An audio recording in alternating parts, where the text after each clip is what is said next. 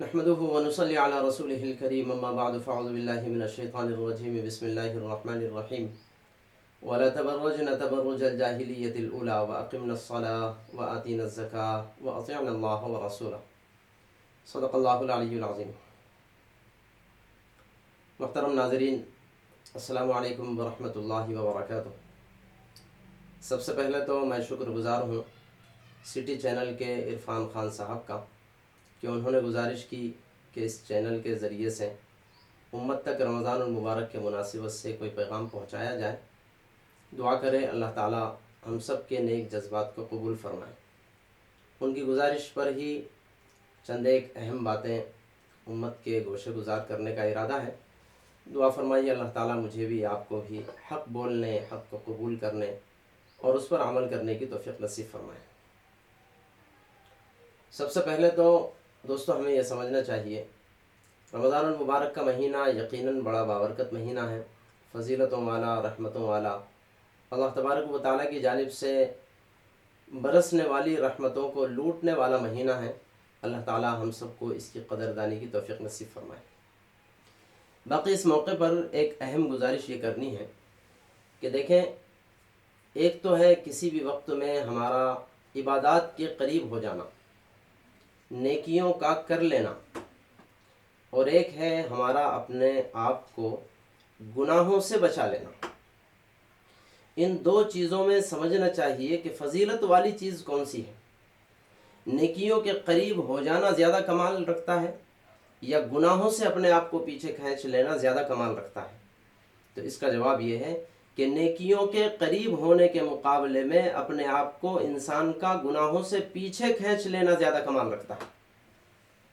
وجہ اس کی یہ ہے کہ اللہ تبارک و تعالیٰ جل شانہ نے خرابی میں، گندگی میں، خباثت میں اور گناہ میں یہ طاقت اور صلاحیت رکھی ہے، بلکہ یوں کہیے یہ صفت رکھی ہے کہ وہ اچھائیوں کو، پاکی کو برباد کر دیتی ہے، اس کے برخلاف پاکی برائی کو ختم نہیں کرتی۔ اس کو مثال سے یوں سمجھا جا سکتا ہے کہ مثلا کسی بندے کے پاس رنجن بھر بہترین ٹھنڈا، میٹھا اور دل کو لبھانے والا پانی رکھا ہوا ہے، لیکن اتفاق سے اس میں دو چار قطرے ہی شراب کے پڑ جائے یا دو چار قطرے ہی مثلا پیشاب کے پڑ جائے۔ سوال یہ ہے اب اس پانی کو پاک ہونے کا حکم لگایا جائے گا یا ناپاک ہونے کا حکم لگایا جائے گا؟ ہم سب جانتے ہیں وہ پانی ناپاک ہو گیا، اب وہ نہ پینے کے قابل رہا، نہ وضو بنانے کے قابل رہا، اس کی اب ہمارے پاس کوئی حیثیت باقی نہیں رہی۔ سوال پیدا ہوتا ہے کہ پاک پانی، میٹھا پانی رنجن بھر تھا، دو چار قطروں میں کیا فرق پڑ گیا کہ دو چار قطروں کی وجہ سے وہ سب ناپاک بن گیا؟ ہم خود مانتے ہیں، ہماری طبیعت گوارا نہیں کرتی کہ ہم اس کو پاک سمجھیں اور اسے استعمال کر لیں۔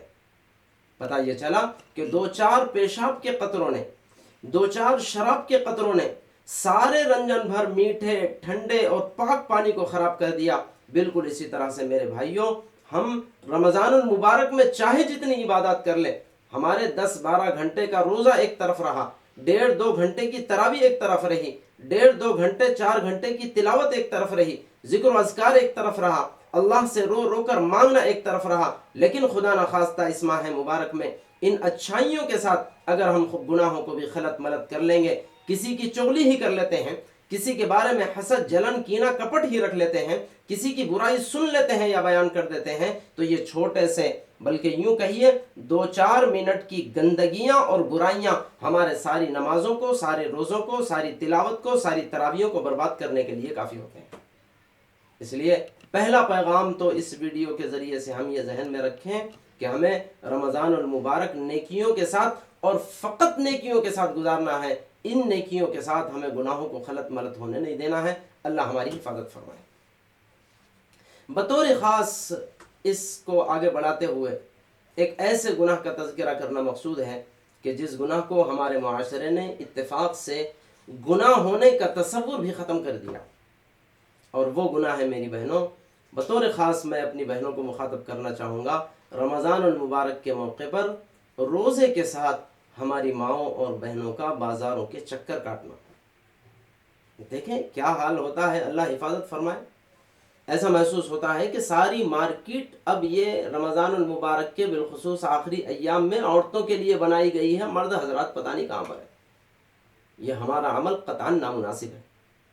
دیکھیں جو آیت پاک میں نے تلاوت کی ہے قرآن پاک کی، اللہ تبارک و تعالیٰ فرماتے ہیں وَقَرْنَ فِي بُيُوتِكُنَّ وَلَا تَبَرَّجْنَ تَبَرُّجَ الْجَاهِلِيَّةِ الْأُولَىٰ، اے عورتوں کی جماعت اور بطور خاص ہے نبی کی بیویوں، گھر میں قرار پکڑو، اپنے آپ کو گھر میں رکھنے پر لازم پکڑو، اور ایام جاہلیت میں جس طرح سے عورتیں مارکیٹوں میں گھوما کرتی تھی اس طرح سے تم مارکیٹوں میں مت گھومو، تمہاری حیثیت کچھ اور ہے۔ پھر کیا کرو؟ نماز ادا کرو، زکوٰۃ ادا کرو، وغیرہ وغیرہ۔ پھر باری تعالیٰ نے نیکیوں کے کام گنائے۔ یہاں جو اللہ تبارک و تعالیٰ نے عورتوں کو گھروں کو پکڑنے کا حکم دیا ہے، اس سے ہمیں ایک مسئلہ بطور خاص سمجھنا چاہیے، اور وہ مسئلہ یہ سوال پیدا ہوتا ہے کہ کیا عورتوں کو سرے سے گھر سے باہر نکلنا جائز ہی نہیں ہے؟ عورتیں گھر سے باہر نکل ہی نہیں سکتی؟ تو اس کا جواب یہ ہے کہ جائز ہے، عورتیں گھر سے باہر نکل سکتی ہے، اتنی زیادہ فکر کرنے کی ضرورت نہیں ہے، لیکن اس کی شرطیں ہیں، اور شرطوں میں سے ایک اہم ترین اور پہلی شرط یہ ہے کہ عورت مجبوری میں گھر سے باہر نکل سکتی ہے، بغیر مجبوری کے اللہ تعالیٰ نے عورتوں کی ذمہ داری گھر کے اندر کے کاموں کی بنائی ہے اور مردوں کی ذمہ داری گھر کے باہر کے کاموں کی بنائی ہے۔ تو عورتیں بسبب مجبوری ہی گھر سے باہر نکل سکتی ہیں۔ مثلا کیسی مجبوری؟ مثال کے طور پر کسی کے شوہر کا انتقال ہو گیا ہو، وہ زندہ ہی نہ ہو، شوق سے گھر سے باہر نکلے، اپنے کام کاج پورے کرے، کوئی منع نہیں کرتا۔ یا کسی کا شوہر ہے تو صحیح زندہ، لیکن اتفاق سے اتنا بیمار پڑا ہوا ہے کہ اس کے ہاتھ پیر میں ایسی طاقت نہیں ہے کہ وہ باہر نکل کر ہمارا سامان لا سکے، تو شوق سے ساتھ ہم مارکیٹ میں نکلے اور سامان خرید کر لا سکتے ہیں۔ یا تیسری شکل یہ، مثلا ہمارا شوہر زندہ تو ہے، بیمار بھی نہیں ہے، لیکن اتفاق سے اس کو ہم سے دماغ کم ہے، ہم جس انداز میں سامان خرید کر لا سکتے ہیں وہ لا نہیں سکتا، اس وجہ سے اس کو ہم گھر پر رکھیں گے اور سامان خریدنے کے لیے ہم جائیں گے۔ ان مجبوریوں کی وجہ سے ایک عورت اپنے آپ کو گھر سے باہر نکال سکتی ہے۔ اب ہر جانے والی ہماری بہن کو یہ سوچ لینا چاہیے کہ میں گھر سے باہر نکل رہی ہوں تو میں اپنے شوہر کو مرا ہوا سمجھتی ہوں، یا اپنے شوہر کو بیمار سمجھتی ہوں، یا اپنے شوہر کے بارے میں میرے دل میں یہ تصور ہے کہ میرے پاس اس سے زیادہ دماغ ہے، اسے سامان سودا لانے بھی نہیں آتا، اس لیے اس کا کام میں کر رہی ہوں۔ اور اس کے ساتھ میں عرض کروں ہمارے مرد حضرات سے، مرد حضرات بھی اپنے دل سے فیصلہ لے کہ میری بیوی مجھے کیا سمجھتی ہوں گی، اللہ تعالیٰ نے مجھے کس کام کے لیے بنایا تھا اور میں کیا کام کر رہا ہوں، میری عورت مجھے کیا سمجھتی ہے، بیمار سمجھتی ہے، مردہ سمجھتی ہے، یا اس کی عقل کو میری عقل سے کمال والی سمجھتی ہے، مجھے خریدنے بھی نہیں آتا، اس وجہ سے وہ جا رہی ہے۔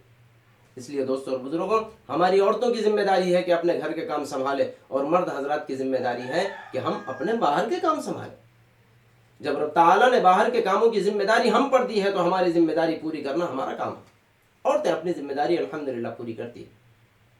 اچھا، ایک جز یہ بھی ذہن میں رکھیں، کیا وجہ ہے کہ اللہ تعالیٰ نے عورتوں کو گھر کی ذمہ داری ڈالی تھی؟ وہ عورتیں گھر کی ذمہ داری پوری کرنے کے ساتھ ساتھ مردوں کی ذمہ داری بھی پوری کر رہی ہے، باہر نکل کر کے ہمارا کام وہ کر رہی ہے۔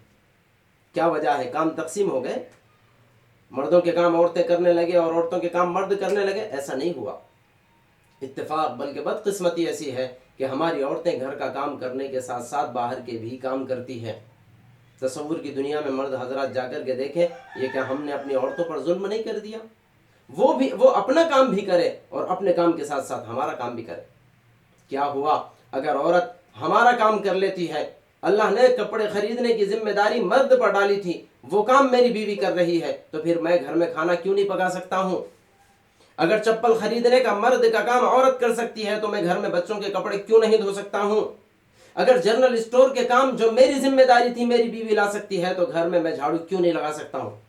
ایسا ہونا چاہیے، یہ انصاف کا تقاضا تھا، لیکن ایسا نہیں ہوتا ہے۔ ہماری عورتیں بیچاری گھر کے بھی کام کرتی ہے، باہر کے بھی کام کرتی ہیں، یا تو ان پر ظلم ہو رہا ہے، یا پھر بات ایسی ہے کہ مردوں نے اپنے کاموں کی ذمہ داری ان پر ڈال دی ہے کہ تمہارے کام تم دیکھتے رہو، ہمیں اس سے لینا دینا نہیں ہے۔ یہ ساری چیزیں غلط ہیں، اس لیے ہمیں چاہیے کہ ہم اللہ کے واسطے اپنی ذمہ داری کا احساس کریں، عورتیں بھی اللہ کے واسطے اپنی ذمہ داری کا احساس کریں۔